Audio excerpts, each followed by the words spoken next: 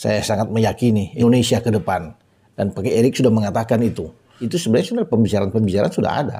Dan sudah ada, di sana sudah sepakat benar. Ini sudah ada hubungan yang kuat di antara keduanya. Kita bisa melakukan itu bersama dengan STY. Bagaimana pemikiran STY dengan mengambil pemain-pemain diaspora. Sintayong stay. Karena gue merasa dia sudah membangun pondasi yang kuat. Kerjanya belum selesai. Kerjaan Sintayong nggak mubazir, nggak sia-sia. Cari sekecil apapun yang bisa diberitain untuk jadi rame. Orang yang kepo kan. Dari itu apapun siapapun pelatihnya, fokus ke timnasnya karena ini lebih penting. Sintayong ronde 3 Piala Dunia dan timnas Indonesia berhasil menghebohkan media maya di jagat maya ya. Dan penuh kontroversial bagi timnas Indonesia. Namun kalau sekedar tentang asumsi belaka bagi timnas Indonesia sudah lenyap. Kenapa? Ya karena timnas Indonesia senior baik level juniornya maupun senior sudah memberikan hasil yang fantastis. Namun untuk putaran 3 nanti banyak yang menyebut timnas senior dalam grup yang berbahaya sehingga semakin muncul beberapa oposisi di luar area timnas era Sintayong ini ya. Namun timnas Indonesia full senyum dari di sini ya. PSSI beri 3 kabar baik jelang kualifikasi Piala Dunia 2026 putaran ketiga. Sukan Garuda jaga asa lolos. Tetapi sebelum kita lanjutkan pada 3 kabar gembira itu, perlu kiranya kita tetap apresiasi perjuangan timnas Garuda Muda di level U16. Mengapa demikian? Nova Arianto yang merupakan arsitek dari U16 dan asisten dari Sintayong bermain menjanjikan di kancah AFF ini. Kita bisa sebut skuad ini merupakan anak emas di masa depan yang merupakan regenerasi dari timnas Indonesia senior di bawah asuhan Sintayong ya. Dan bersama Sintayong, timnas Indonesia kian optimis melaju ke babak berikutnya di kualifikasi Piala Dunia 2026 ini. Jelang tampil di putaran ketiga kualifikasi Piala Dunia 2026, skuad timnas Indonesia mendapatkan sejumlah kabar baik dari PSSI yang bisa membuat asa Garuda lolos kian terbuka. Tetapi untuk oposisi atau sosok yang tidak pro terhadap kepemimpinan Sintayong di timnas Indonesia tidak akan senang atau bahkan mereka harus malu ya dengan perjuangan timnas dan hasil prestasi saat ini ya di kancah level Asia ya ataupun di kancah internasional. Seperti diketahui, timnas Indonesia akan kembali menunjukkan perjuangan mereka di kualifikasi di putaran ketiga nanti dengan tampil di grup C putaran ketiga. Di grup tersebut, Jordi Amat CS akan menghadapi 5 negara kuat Asia untuk memperebutkan 2 tiket langsung ke Piala Dunia 2026. Mereka adalah Jepang dan Australia yang merupakan langganan lolos ke Piala Dunia, serta kuda hitam seperti Arab Saudi, Cina, dan Bahrain. Sebagai informasi di putaran ketiga ini sebanyak 18 tim dibagi dalam 3 grup yang masing-masing berisi 6 negara. 2 teratas dari masing-masing grup akan lolos langsung ke putaran final Piala Dunia yang berlangsung di Amerika, Meksiko, dan Kanada. Sedangkan di peringkat 3 dan keempat akan tampil di kualifikasi babak keempat untuk memperebutkan 2 tiket lolos langsung. Secara posisi klasemen di ranking FIFA, timnas Indonesia jadi negara yang paling lemah dari kelima tim di grup C ini. Selain itu, timnas Indonesia juga baru pertama kali tampil di putaran ketiga kualifikasi Piala Dunia, sehingga perjalanan skuad Garuda diprediksi bakal sangat sulit jika ingin finish di 4 besar. Namun jelang kualifikasi, PSSI di bawah kepemimpinan dari Pak Erick Thohir memberikan sejumlah kabar baik buat timnas Indonesia yang bisa sedikit memperbesar peluang merah putih untuk lolos. Kemudian yang pertama di sini kabar baik pertama adalah perpanjangan kontrak dari Sintayong yang akhirnya resmi terjadi pada Jumat 28 Juni kemarin. Sebelumnya masa depan Sintayong di sini bersama timnas Indonesia sempat dipertanyakan setelah sang pelatih belum juga menandatangani perpanjangan kontrak yang telah diperbarui yang telah diberikan oleh PSSI. Kemudian dari semua spekulasi yang rumornya muncul berakhir setelah Erick Thohir mengumumkan perpanjangan tersebut ya. Hal itu dengan kepastian Sintayong yang sebagai pelatih timnas Indonesia senior atau U23 nanti, skuad Garuda pun bisa lebih fokus jelang kualifikasi Piala Dunia 2026. Yang kedua di sini resmikan proses naturalisasi pemain keturunan Jen Revan yang akhirnya rampung terjadi pada Kamis 27 Juni kemarin ya. Yang hal itu terlihat jelas di laman resminya PSSI sebagai status WNI Jen Revan dan bisa memperkuat timnas Indonesia di ajang resmi yang akan datang. Dengan hadirnya Jen Revan, kini timnas Indonesia punya opsi lain di lini depan dan bisa jadi senjata rahasia saat jalani babak kualifikasi. Yang ketiga adalah kabar terakhir untuk timnas Indonesia adalah PSSI disebutkan siap menambah amunisi pemain keturunan untuk timnas Indonesia jelang putaran kualifikasi Piala Dunia 2026.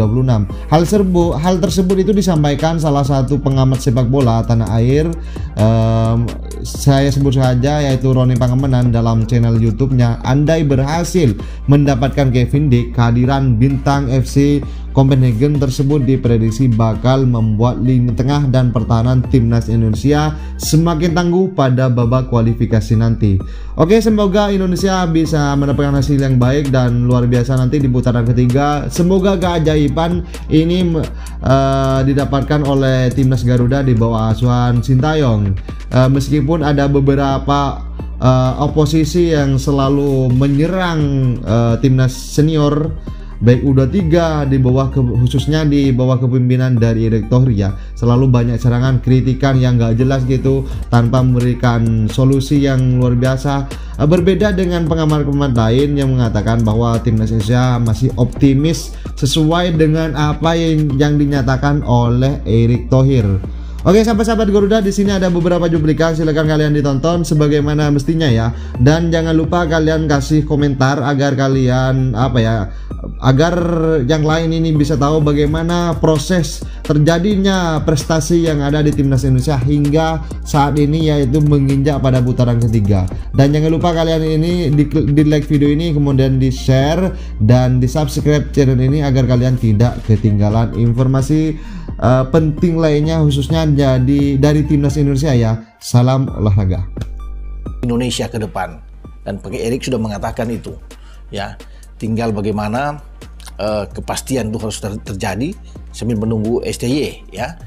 Tapi banyak yang beredar ya, rumor-rumor ini tentang masa depan STY lah. Saya hanya tersenyum saja karena memang saya sangat meyakini STY tidak mungkin akan ke lain hati. Dia terlalu mencintai Indonesia dan tidak mau mengkhianati apa yang sudah terjadi pembicaraan sebelumnya antara Pak Erick dan STY sendiri. Karena sebelum dia balik ke Korea itu sudah ada, sejak bahkan STY itu sudah membawa tim nasional Indonesia lolos ke putaran 16 besar di Piala Asia tim senior ya, sampai pada puncaknya di U23 juga di Qatar ketika STY membawa ini lolos ke babak semifinal dan ikut playoff untuk Olimpiade melawan Gini. Itu sebenarnya pembicaraan sudah ada, dan sudah ada di sana sudah sepakat benar bahwa STY akan melanjutkan ya karir dia sebagai pelatih Indonesia. Dan itu yang terjadi ya. Ketika Pak Erick memastikan kemarin ya, saya tidak terkejut karena memang ini sudah ada hubungan yang kuat di antara keduanya secara profesional, baik Pak Erick maupun dengan STY. Nah, sekarang tinggal bagaimana 3 tahun ke depan ini STY harus memenuhi apa yang diinginkan oleh Federasi Sepak Bola Indonesia untuk target-target ke depan. Dan saya pikir sudah resmi ya bagi STY sendiri untuk terus bersama dengan Indonesia ingin terbang tinggi, dan STY sudah mengatakan bahwa dia ingin berbuat yang terbaik buat tim nasional Indonesia untuk ke depan. Dan prestasi paling anyar terakhir bagi STY adalah membawa tim Indonesia kita lolos ke putaran ketiga Piala Dunia untuk zona Asia. Sejak kita ikut di grup F kemarin dan kita bisa menampingi Irak. Ini suatu pencapaian yang bagus di era sekarang ini, modern ini, bagi STY tentunya, bagi sepak bola Indonesia untuk ke depan, dan dia sudah menangani sudah 4 tahun bersama dengan tim Indonesia sejak di akhir 2019 dan memulai itu pada 2020, tapi terbentur dengan COVID sehingga dia harus harus menyisihkan waktunya untuk lebih tenang dulu setelah habis COVID, baru terus dengan tim nasional Indonesia. Nah, dia sekarang harus membentuk tim yang kuat di dalam putaran ketiga nantinya setelah drawing kemarin di Kuala Lumpur. Karena kita tahu bersama kita berada di grup C bersama dengan Jepang, Australia, Arab Saudi, Bahrain, dan Cina. Dan STY tahu itu. STY sudah berjanji bahwa dia akan berbuat yang terbaik sesuai yang diinginkan oleh federasi. Dalam hal ini pembicaraan dia dengan Ketua Umum PSSI, Pak Erick Thohir. Dan STY tentunya menyambut baik apa yang sudah terjadi selama ini, dan juga dengan perpanjangan kontrak dia berterima kasih memang buat federasi yang memberikan kepercayaan untuk dirinya. STY ini sudah 47 kali menangani tim nasional Indonesia, ya. Itu ada mencatat 24 kemenangan kalau nggak salah, 10 imbang dan 13 kekalahan. Jadi ya artinya oke dengan 24 kemenangan di bawah STY. Tidak mudah bagaimana STY datang dengan memperbaiki, dia datang dari 173, peringkat kita sekarang sudah di 133. Artinya ini naik secara drastis bagi seorang pelatih menangani tim nasional Indonesia. Bahkan STY itu dituntut untuk bagaimana bisa ada di 100 besar sesuai dengan apa keinginan oleh Pak Erick, dan pasti dia akan melakukan itu yang terbaik. Kalau di putaran ketiga nantinya kita bisa menang ya atas Jepang, membuat kejutan, mengalahkan Australia, mengalahkan Arab Saudi, ya, kemudian Bahrain yang semua di atas kita termasuk Cina, peringkat kita bisa menembus sampai ke 100. Kalau kita bisa mencatat kemenangan-kemenangan tersebut, ya, memang orang boleh bilang ini sulit, ya, tidak mudah, tapi sepak bola itu bisa terjadi, dan kita bisa melakukan itu bersama dengan STY. Bagaimana pemikiran-pemikiran STY dengan mengambil pemain-pemain diaspora untuk menjadi warga negara Indonesia biar Indonesia lebih bagus, dan itu terbukti di dalam pertandingan demi pertandingan yang sudah dilakukan. Bahkan nantinya di putaran ketiga ya kita sudah semakin kuat dengan kehadiran Tom Hai, Ragnar Oratmangun, Jai Ises, ketambahan Calvin Verdong, ya, dan tinggal menunggu lagi apa yang akan dilakukan STY bersama dengan federasi, ya, kolaborasi dia dengan Pak Erick untuk bisa mendatangkan beberapa pemain lagi, ya, untuk memperkuat tim nasional Indonesia. Itu kan yang terus sekarang digaungkan atau diinginkan oleh para netizen, para penggemar sepak bola Indonesia, ya, untuk berharap bahwa kita akan tampil baik dan mengejutkan di putaran ketiga, karena sudah terlanjur basah orang bilang, ya, sudah tanggung, sudah ada di putaran ketiga. Terlepas apapun itu dengan grup, orang yang bisa mengatakan ini grup keras, grup maut, tidak peduli, karena Pak Erick sudah mengatakan kita harus lawan semuanya, harus berani siapapun lawan kita. Dan saya pikir STY juga akan melakukan itu yang terbaik. Dia akan memotivasi semua pemain untuk saatnya sekarang. Kapan lagi? Tidak akan datang mungkin untuk kedua kali lagi untuk masa depan, tapi sekarang sudah di depan mata bahwa kita sudah ada di putaran ketiga, harus dimanfaatkan dengan baik momen ini, ya. Dan STY berjanji tentunya bersama dengan tim nasional Indonesia apapun dia akan lakukan, ya, untuk terbang tinggi bersama dengan Garuda. Negara-negara timur ini semua, Georgia, Slovenia, Romania waktu pertama kali ngalahin Ukraina, Slovenia, kalau Ceko sama Slovakia kan kita dari dulu udah tahu lah. Tapi ini negara-negara yang baru di luar radar lah. Tapi lu lihat mainnya, itu gue langsung minder untuk kita bisa ke Piala Dunia nih 2026. Ini mainnya pada kayak begini semua. Jadi relevan dengan apa yang dikatakan Sintayong waktu itu, bahwa kalau gue ditargetin buat sampai ke yang diminta, yang ada nih sekarang nggak cukup nih kualitasnya. Dan ternyata setelah kita lihat perkembangan Piala Eropa aja, kita lihat ya memang segitu bagusnya mereka sekarang gitu. Jadi ketika memang ada pilihan pemain yang bermain di luar, terus kemudian bersaing dengan pemain yang ada di liga lokal, terus kemudian yang terpilih seperti yang kemarin dipilih, menurut gue sih fair-fair aja gitu loh.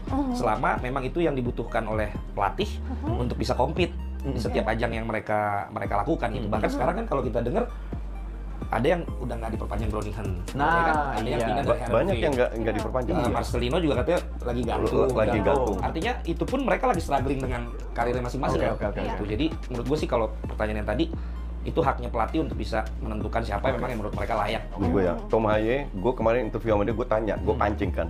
Gue denger lu mau ke Nice, ke Prancis. Oh enggak, dia bilang. Enggak bener itu dan... Kalau kita main biasa nih, kemarin di GBK, sebenarnya itu tetap bagus.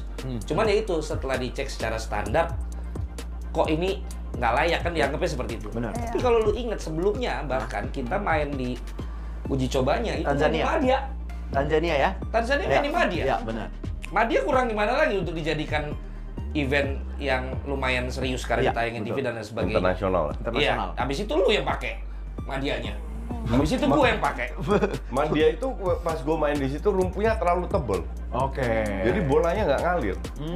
Dan justru permainan kita itu butuh rumput yang pendek, basah, biar bolanya cepet ngalirnya. Dan ini salah satu gue kritik di GBK kelihatan juga kan. Waktu lawan Irak kalau nggak salah.